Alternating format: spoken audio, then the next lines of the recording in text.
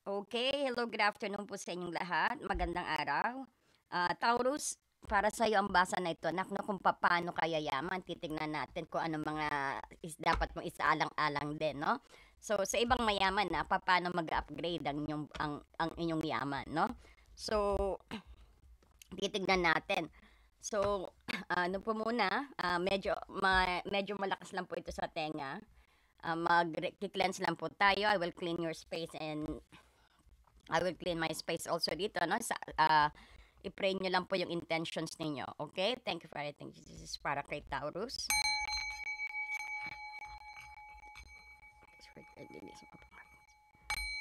Yes, kabayan po sa pagbabasa. Bigyan po. At ang aking mga viewers, spirit guide.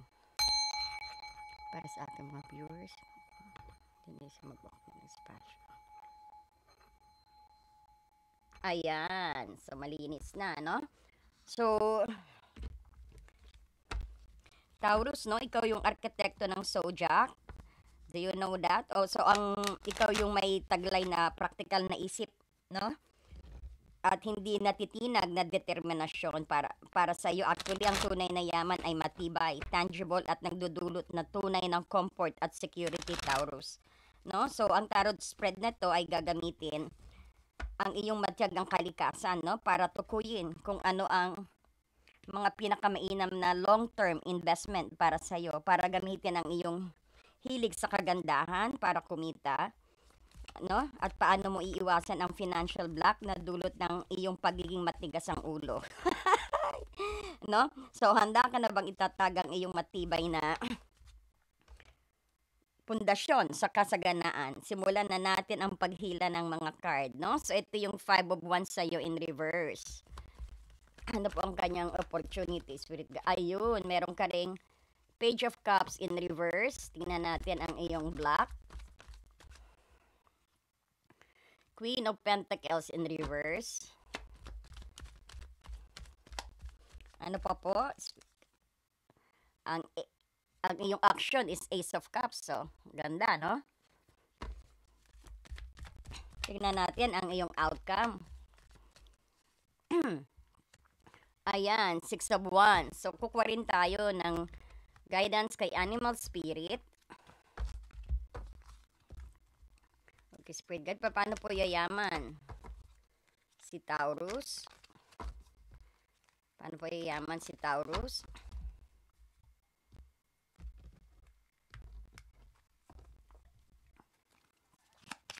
Paano po yayaman si Taurus? Ayan daw. Starfish at wolf spirit, ha? Malupit to, no? Ganda nito. Meron pa actually isa, kaya lang dalawa na lang kunin natin, no? Particular Archangel of Abundance, so take care of your finances and career. Para po kay Taurus. Archangel guidance, please do help us kung ano po ang dapat pa pong gawin ni Taurus sa kanyang pag-unlad.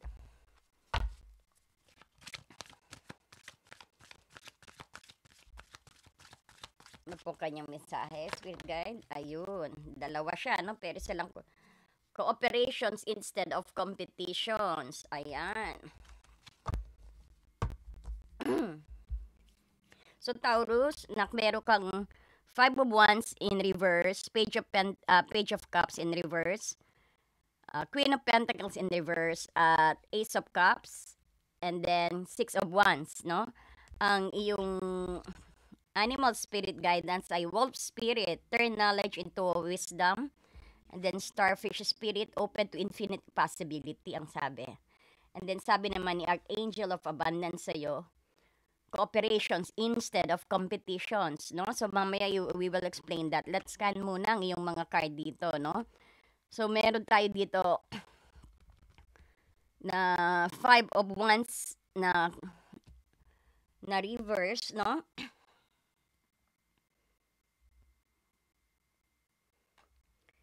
Taurus, and ang card mo dito is ang isang balakid na pumipigil sa yaman mo ay ang Six of Wands in reverse dito, no?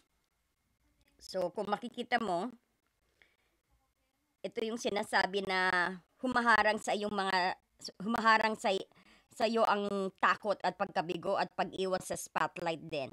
So parang bilang Taurus na mahilig sa stability at privacy, ayaw mong i-announce ang iyong success or ideas bago pa ito maging perpekto.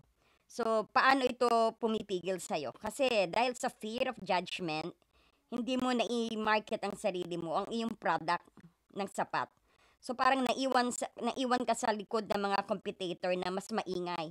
Kahit na mas maganda ang quality ng iyong produkto, sabihin natin, kailangan mong magpakita ng confidence at tanggapin ang validations dito, no? Yan ang Six of Wands na bakit naging balakid na yan. Sometimes, yung sarili mong produkto, parang hindi ka proud. So, you need to be proud of what you are selling, no? And then, kung makikita mo rito, no?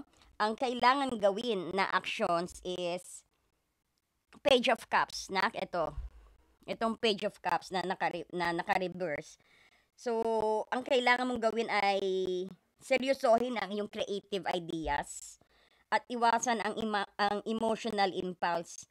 So, tigilan pagiging cynical sa iyong artistic talent at sundan ang hunch mo, no? At gawin mo yung practical venture, ang hobby mo. Huwag mong hayaang mamatay ang visions mo dahil sa doubt. So, bilang Taurus, ang yaman mo ay konektado sa kagandahan at sining to, no? So, i-develop ang creative skill mo na. Yung sa mga artistic, parang diyan ka magaling, diyan ka magiging mayaman daw, no? Yung pagiging artistic mo, gamitin mo yan, baka katukin mo, baka nakalimutan mo na, no? Okay, so kung makikita mo rito meron ka rin kasalukuyan na, actually, yung kasalukuyan mong kinikita rito o pagyaman mo, ang iyong current na being the Queen of Pentacles. Kumbaga, ito yung current income at hindi mo kontrolado na sabihin natin na nasasayang dahil sa labis na paggastos of luxury o kawalan ng practical na discipline. Ganyan yung mga talagang Queen of Pentacles in reverse, no? Medyo gastador. So, ito yung nasasayang na sinasabi. You need to control din yung spending too much, no? Ang iyong current income actually ay hindi mo kontrolado rin. O sabihin natin nasasayang dahil sa labis na paggasto sa luxury o kawalan ng practical discipline, no?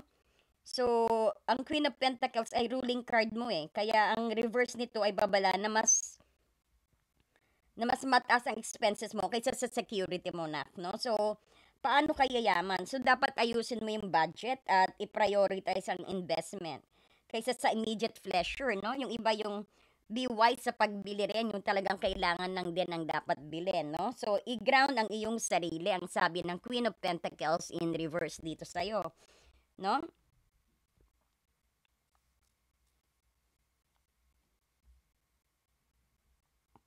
So, ito yung patutunguhan mo, ito yung daan sa mas malaking yaman, no? Kung mayaman ka na, ito na yung para daan para kung mas lalo kang yayaman, ay ang Five of Wands in reverse.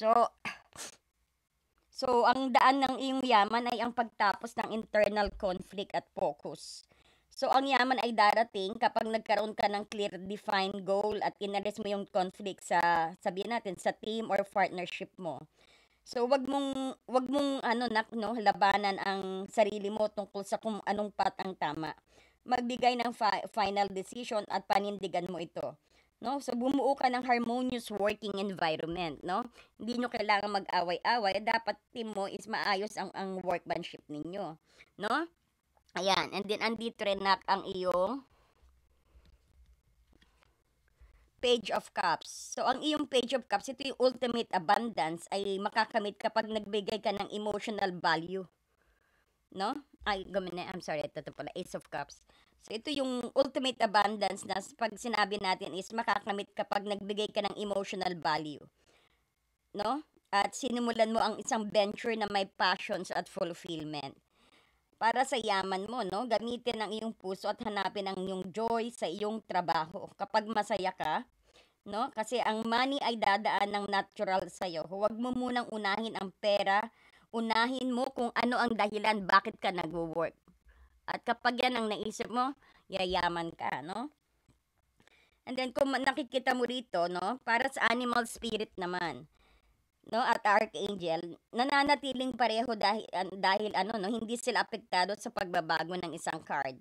So, ang wolf spirit dito, no, ito yung nagpapaalala sa iyo na mag-commit at maging loyal sa mga long-term investment at magtatag ng matibay na financial na pundasyon, no? At saka labanan ng tukso ng maging pabago-bago, no, Taurus.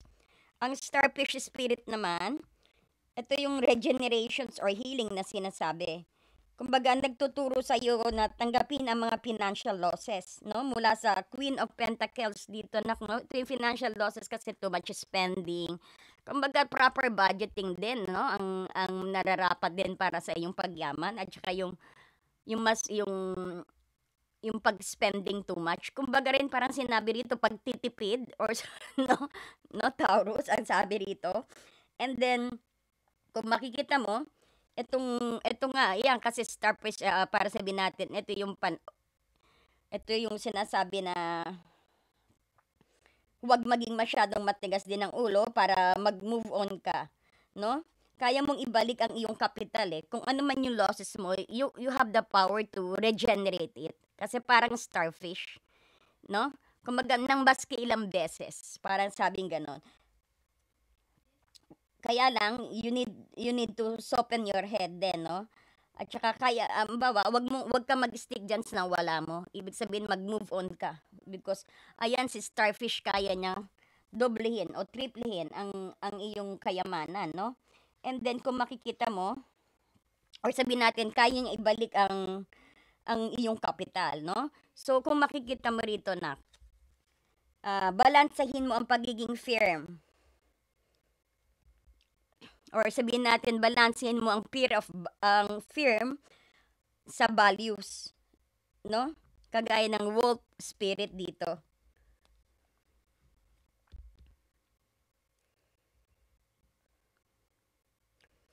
At ang yung pagiging flexible mo sa financial setback, no, kagaya ng starfish. So, ang mensahe naman sa iyo ng Archangel of Abundance dito, no? Cooperation instead of competition. So, basahin natin to. What's yours is yours and no one can take it from you. There's no need to compete as there's an abundance for all. You have to complete access of unlimited abundance for yourself and share with others. With cooperative partnership, you can accomplish anything, no? Ang ganda ng mensahe sa'yo. So, ang mensaheng ito yung directed tumutukoy sa Five of Wands reverse, no? So, ang iyong yaman, ito yung Five of Wands in reverse, no? Na which is ang balakid. Six of Wands pala. Ito sa may Five of Wands in reverse. Ito. Ito yung Five of Wands. So, ito yung sabi natin, ang iyong yaman ay makakamit sa pakikipaglaban, kundi sa pagkakaroon ng harmony at pag-delegate, yung teamworks, no? Sabihin, harmony sa trabaho, yan daw magiging yaman mo at pagde-delegate. So, ang actions is, itigil ang internal fight, kagaya ng Five of Wands in reverse. Ito yung embrace ang partnership, no? Ang true stability at i-embrace ang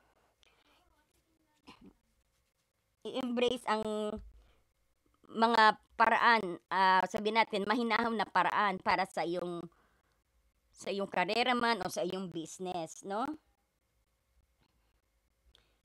At kailangan din no, parang true stability ay nasa pag-cooperate at pag-delegate din, no? Lalo na sa mga tasks na ayaw mong gawin, no? Ito yung magiging daan mo para tuluyang maalis ang Six of Wands reverse na takot, no?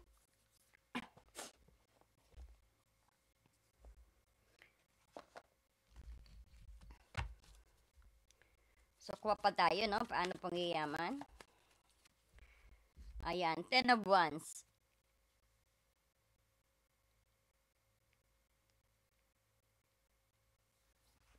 So, kung makikita mo, nag-add pa tayo dito, Taurus, no?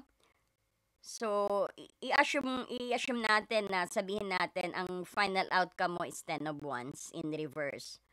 So, paano sabihin natin is ang huling financial outcome para sa iyo, Taurus din. Sabihin natin dito, ito yung outcome para sa iyo. Ito yung kalayaan mula sa labis na pasanin din. So, ang Ten of Wands upright ay actually nangangahulugan ng labis na responsibilidad at pagod. Pero ang reverse nito ay nagsasabing na makakamit mo ang iyong kasaganaan ng hindi ka burnout. Do you get that? Makakamit mo ang kasaganaan na hindi ka burnout, no? Dahil sa iyong pagiging cooperative mula sa Archangel message at ang pag-delegate ng mga trabaho na kailangan mong gawin din, no? Kagaya ng Five of Wands, no? Kumbaga mag-delegate ka, no? At cooperative at harmony ang kinakailangan.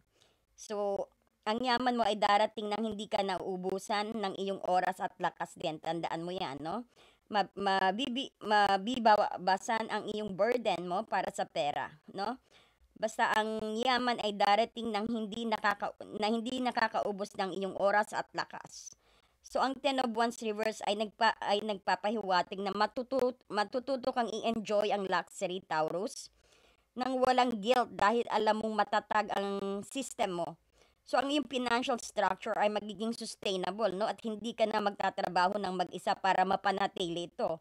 Ito ay formations para magpahinga at mag-enjoy ka, no? Kumbaga yan din, parang relax your mind, body, and spirit. Yan din ang parang isang sandata mo para yumaman, no?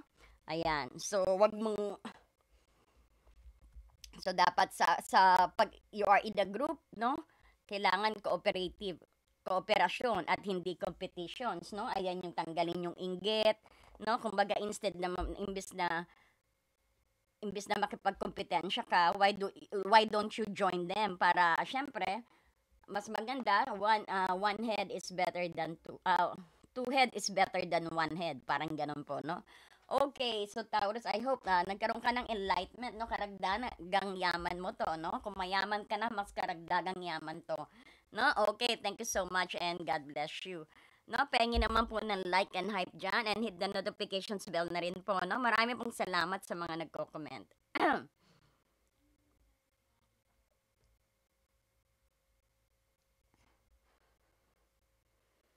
Ayan, ito po yung join button if you wanted to join po, no?